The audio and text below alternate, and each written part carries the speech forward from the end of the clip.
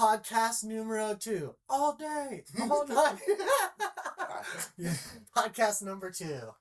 Episode 2 of the Leafman podcast. Here we go.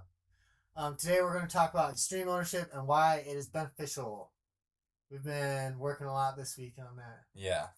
Been very exciting. A lot of topics to go over. Yeah, a lot of changes in the Trico business. I think a lot of problems can be I think a lot of problems can be fixed by people taking ownership. So like there it is. That like word, man. Yeah. I hate it.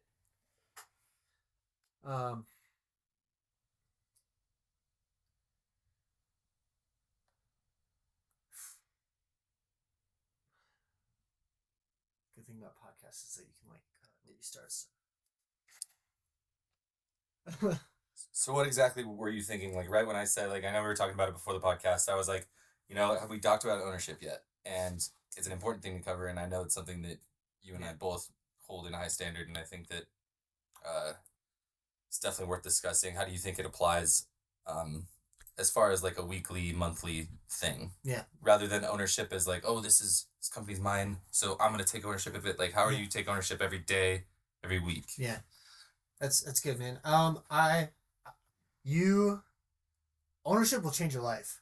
There's like books and books and books written about it. Jocko wrote one. All of the very successful people in the world understand ownership is a fundamental necessity for you to be a great human. You cannot live a life that people look up to without extreme ownership. And that's the name of his book, Yeah. I mean, yeah, it's a good book. It's quick read too. Yeah, quick read. It's a good book. Jocko really understands it, and because of that, he basically put words, I think, to something that everyone who owns a business or is successful in life already understands, and that's that you just have to take ownership of everything. Everything that you do in life, everything where you are is because of your choices and actions. And I've had this conversation with lots of employees, with lots of family members, with lots of friends, and it's really hard to tell people that. Well, it's hard to hear. It's hard to hear. And it's hard to tell them that, but you're not doing anybody any favors by not telling them their flaws. And that's a really hard one for you to say to someone. And it comes from a place of love, but it's still painful to be like, hey, your life sucks because you made poor choices and that's what got you here. Or your life is medium because you've given medium effort. It's not always your life is in the toilet. Yeah. It's just like you're not as good as you could be. Yeah, you can't give medium effort and expect grand results. Like, it just doesn't happen that way. So extreme ownership is not just about, saying, I made these choices and that's why my life is the way it is. That's a good start, but it goes beyond that. It's, if you want to change your life, it's understanding ownership and then understanding that you can make better choices to move past it.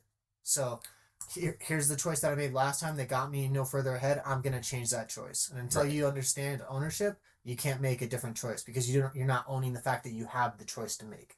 I think that's the most important thing. People don't understand that ownership is, I own that I made that decision, therefore I am free now to make a different decision because I own it. It's my decision to make. That is a fundamental change and mindset that people need to grasp in order to further their growth and knowledge in life. What do you think about it? Well, right. And ownership, it's like you said, it's a great start, and you have to put it together with everything else. And ownership can't just be, I don't know. I had a complicated way to say this, but I don't think I'm going to this time. But you can say it. But no, I forgot it most of this. But how complicated it was. That's how complicated it was. I worked through it in your head, and then you're like, all right, I came to a conclusion, but where did I start? Right, exactly, yeah. I'll own that one. But no, I mean, to me, it's just like what you said, and you're talking about it in a really broad way, and having it encompass your life, right? But more along the lines of weekly, I feel like here we go. I feel like ownership is a direct reflection, like it directly reflects whether you want it to or not. Like we just said with the whole if you have medium accountability for your life, you're gonna get medium, and you give medium effort, you're gonna get medium results. Yeah. But I feel like that is attached to the amount of ownership you have. If you take full accountability for your life, you're typically going to be doing very well. Yeah. Full accountability in all things, right? So Because no one's gonna sit there. No one's gonna wake up in the morning and be like, "Oh, well, my life is bad because I made bad decisions." Back to sleep. yeah. You know what I mean? Like, no, That's the not action part. That's not ownership. That's acknowledgement. Yeah, that's acknowledgement. It also it goes hand in hand with manifestation, right? People talk about it. It's a big go get word. People, hashtag it on everything, but people don't understand that manifestation is a two-part process. It's believing that something will come to you, but then taking actionable steps to make it happen. Same thing with ownership. I understand that I made that mistake. I'm owning my choice, but now I need to make a different one, right? So it's always a two-part process. Right. Exactly. And ownership is accepting that in all assets of your life. So, your diet, your work ethic, your relationships, all of it can be boiled down to, are you taking ownership of what needs to be done to fix that? And sometimes it gets to a point where you've done everything on your part and it's still not going correctly. And a good leader and a good human understands when that mark is, because they have built up enough trust and confidence in themselves to know that they're being honest when they say, I did everything I could do. Right. And you only get that by going down the path of ownership. Yeah. And accepting hard truths that you did fail and you have made mistakes. And acting on hard truths. Yeah. Yeah. Yeah. That's I good. agree. I feel like that was good. We got a lot of good stuff in there. Yeah. I was so mad. Obviously, last time I didn't know we could like edit stuff out, so I was like trying to be like perfect, but like, yeah. So sorry, I'm wasting tape, but um, I was like, oh man, this is so complicated. I don't know how to say my words as my word. But now I know we can just reset. But Yeah. anyways, I think we got some good stuff. I think it boils down into the next thing we wanted to talk about, man, and that's you can do more than you think, right? And we learned that in the military, right? Your example. That's the first time I learned it. Yeah, and your example earlier was we were doing a 6 mile ruck march, and at mile 6 you were done. It was toast. My legs are toast. My mind is toast. My body is toast. Everything is. My eyes are falling out of my head. My eyes are falling out of my head, and then you still go do 6 more. Yeah, you still finish. You don't have the choice. You can do more. Like, that was literally double what you expected to do, right?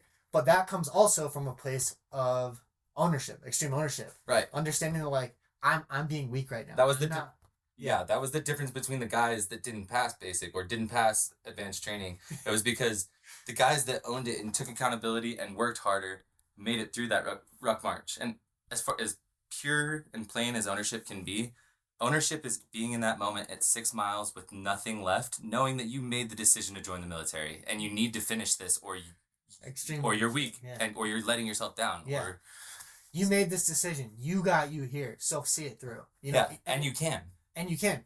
And honestly, it goes back to, because of that ownership and because of the trust and foundation you've built with yourself by doing the things that you say that you're going to do, there will be times in your life where you can't complete the 12 mile or you can't complete this or that.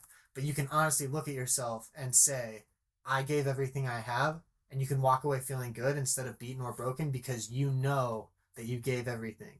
Right. And that comes from a place that you can only develop through ownership and integrity, Right. And I think that, it could go into other stuff too. We could talk about the military. That's a big place. That's definitely where we learned, where we could push through, and physically our minds could push past what our bodies thought they could do. Yeah. Even what the mind thought it could do. Yeah. But I feel like in our everyday lives now, it's more like, use myself as an example. When we started this company, I was no computer wizard. I didn't have one. Yeah. I hadn't had one in years, Yeah. and I never really used them heavily. So when you told me eventually, like, as I've moved into this huge role and this, all the computer stuff, the new CRM, I handle all the software now. If you had ever asked me 2 years ago, even when we started this company, if I would be the one running all of that, I would have said no. I will quit. Yeah. But as we grew together and I realized how important it was, it was becoming a big company, and we were focusing on finally figuring out our values. Like, we want to be in the community, veterans. You know what I mean? I feel like I never thought that I was going to have the workload that I had. There was a time when I was happy being a groundie. Yeah. Haul and brush. It was comfortable. I knew what time to be at work. I knew what I was doing all day. Yep. So I think that in that way, I definitely did more than I thought. Yeah. And I think that buying the company as early as you did you Yeah. probably did more than you thought there as well. Oh yeah, for sure. Yeah. Yeah, I've talked about this with a lot of people, and I've talked about it on social media too. I mean, in retrospect, 4 years ago, I was living in a trailer. Oh yeah, those are Now, the yeah, glory days, bro. yeah, 4 years ago, you and me were living in a trailer. Actually, I'll say it to the camera. 4 years ago, Brooks and I were living in a trailer. Now we run $1 million business together, and we own it. And we're both homeowners. We both own decent vehicles. Both married, got families.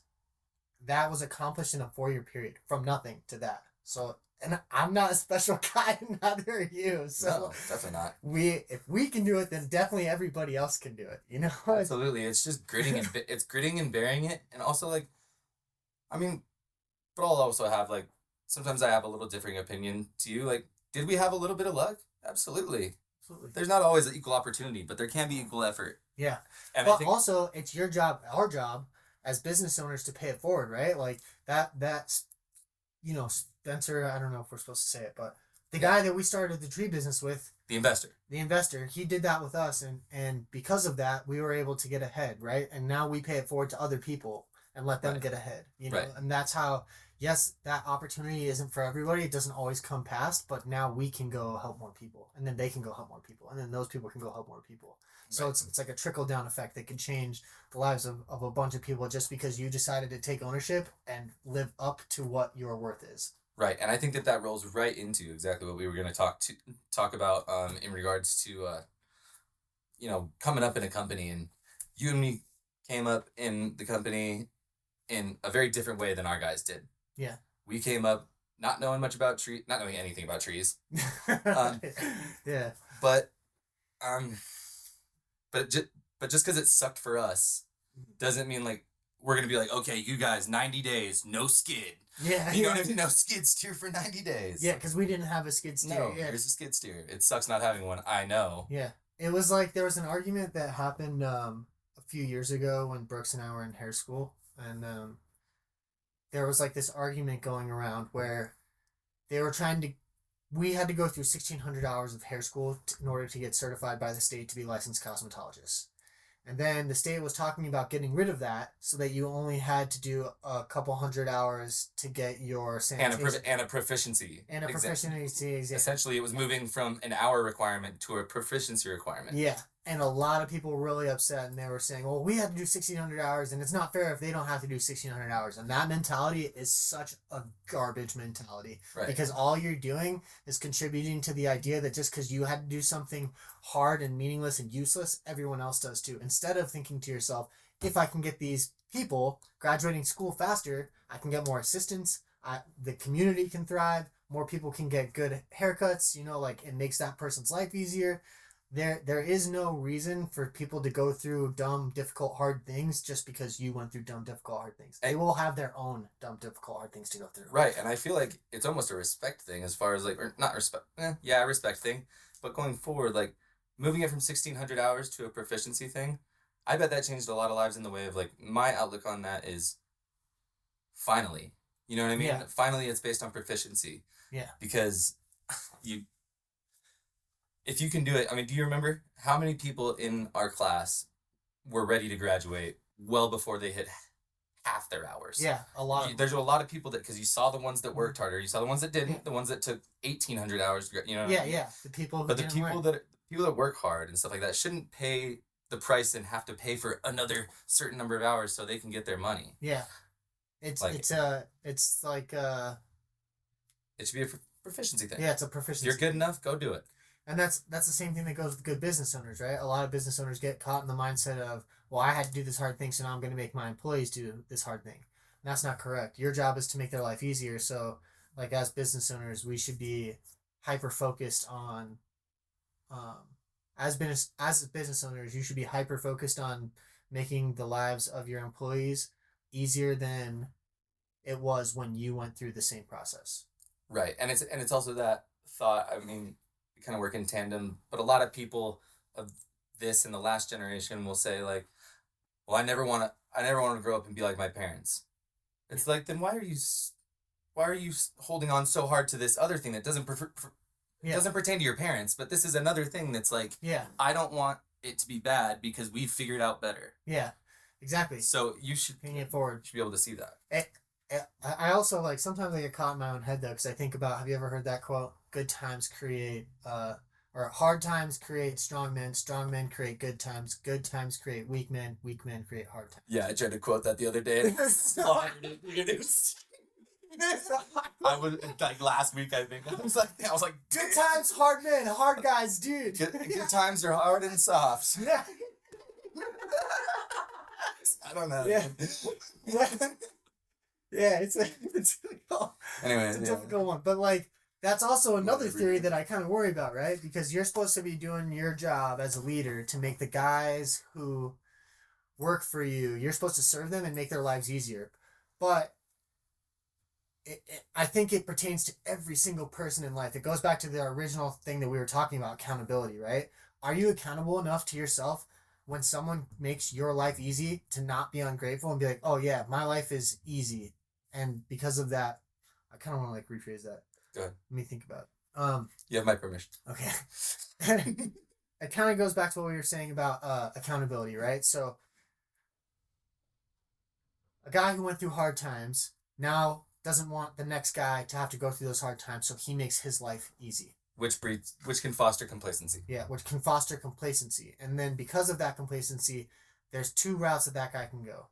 He can either make the life of the next guy after him easy and be grateful to the guy who made his life easy, or he can be ungrateful and unaccountable to himself and make his life and everybody else's life difficult.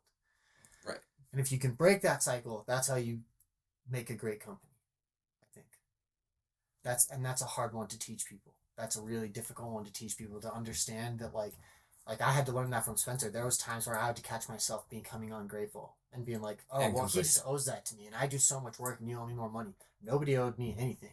Right. And it was his company. Yeah, it was his company. And he went above and beyond and did those things for me and cared for me. And because of that ingratitude, it took me so far, and now like I own it, and now I'm paying it to the guys. And the guys that go far in this company are the grateful ones who understand, like, I'm doing a lot for you. Don't take. Sometimes it's okay to be like, hey, yeah, you've done enough.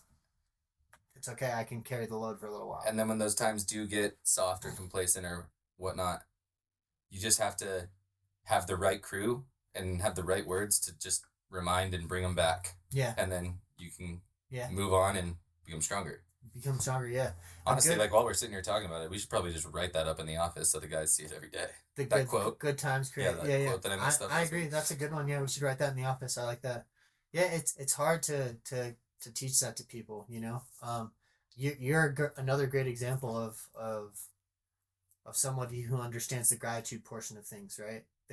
You understand what you've been given, and you like don't complain about it, and because of that you've been rewarded for all your efforts, and like we have an unshakable bond that can only be developed by, you know, like us helping each other and giving to each other and understanding that like I will always have your back and you will always have my back. Right. Mutual trust, mutual respect. Yeah. And I mean, I even had it for the investor. I mean, early on when we were not having work and stuff like that, he would keep me 40 hours a week pulling weeds at his warehouses. I mean, was it ideal? No, but I was grateful every day. Yeah, I was grateful every day for the hours. Yep. And I held on to that till the day he left. The day he left this company years later, I still walked up to him and said, like, dude, I still remember. Thank you so much for everything you did for me in the beginning and throughout this company. Like I never thought that I would have the job that I have now, and I am grateful for it every day. So I give it my best, and I mess it up sometimes for sure, but we all do. Yeah, we all do. It's part of the growth process, and that's I think the difference between like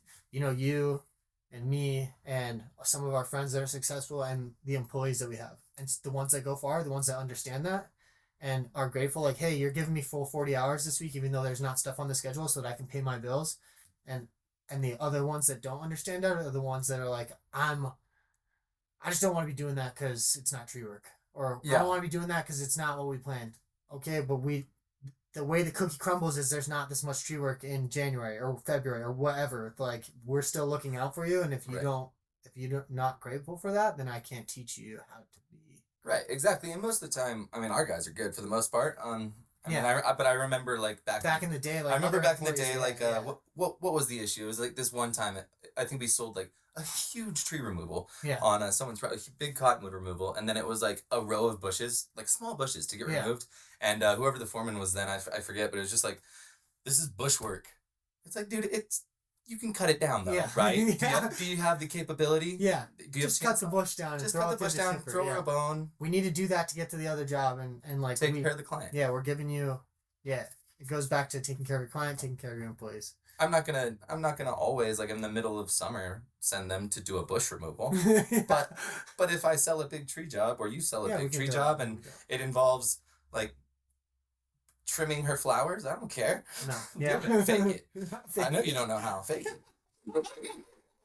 Fake it till you make it, right? I think some people. That's another quote. Because our whole lives for the last 4 years was faking it till you make it. And some people get really butthurt when you say that, and some people say it too much. And I think that a lot of people misunderstand what it means. Fake it till you make it. I think some people get butthurt because I think they're hearing people say that in like the Instagram, Right. the social media world, where fake it till you make it means go rent a Lambo, take a bunch of pictures with it, and post it on Instagram and look like you're wealthy. And Right. No. Fake it till you make it really means I don't know how to do this, but I'm going to pretend like I do, and eventually, because I've pretended, I have learned the process of how to do right. this. Slowly That's really what fake it till you make it. Slowly figuring it out. Like, yeah. Like, I've seen just to use an example, there's this guy I really love, a cook named Matt. I watch a lot of cooking shows, folks. But I watched his journey just the other day, because I love his videos so much. He does a very good job. Yeah. But I went back. I was like, oh, I gotta see more of this guy's videos. I went all the way back to the beginning of his feed, and I was like, whoa. Yeah. This is dog shit. Yeah. Like, you come a long way, my friend. Like, yeah, exactly. And that's faking it till you make it, though, because you see in every video he's trying something new. He's trying a different approach. He's gonna stand and address you differently. He's gonna put his cutting board in a different spot. His camera placement. Yeah. You saw him changing it the whole time, and as I look at it now, he's perfected it. Yeah. Yeah, I mean, even this podcast, right? You think about it, the podcast, the videos we're making for social media, I have no idea what I'm doing. I have zero clue. I've never done this before. Yeah, I just like having conversations. Yeah, we're just figuring it out as we Super go. good at talking Episode 0 is going to suck. Episode 52 will hopefully be better than episode 0. Yeah, exactly. And that can only be done through practice. But you just say, when people ask, are you proficient in this? Yeah, I guess. Right. You're lying, but you'll learn how to do it, right? And that comes again from a place of accountability. I do the things that I say that I'm going to do. So I'm going to tell you that I'm going to do it because I know that I'm not going to stop until it's done. Yeah, and I can even have, like, I do want to have, like, ownership and candor on this one. But, like, this morning after the meeting, we've already talked, but, like, whatever I was upset about. Yeah. And, like, I was thinking about it, I was like, I don't even know if I could do the podcast today. Like, I don't think I could be in the right headspace for that today. Yeah. And then it took 10 seconds to think about it, and I was like, it just can't be something that gets pushed off all the time, or we think it's okay to push it off. Yeah. You know what I mean? No one's waiting for the next episode. Our sponsors aren't waiting for, you know what I mean? Yeah. Like, but don't get into that habit. But I was like, no, I'm going to make this happen. I'll go over there early. We'll meet, we'll talk, and we'll do the podcast, and everything's been great. Yeah. Everything's been gravy. Yeah. And we did it. We didn't push it off. Yeah. That's one of the things we harp on a lot as a company. Even though David messed up the mics. Mic check, mic check. Yeah, that's one thing we talk about a lot. Candor, right? Yeah, exactly. Yeah.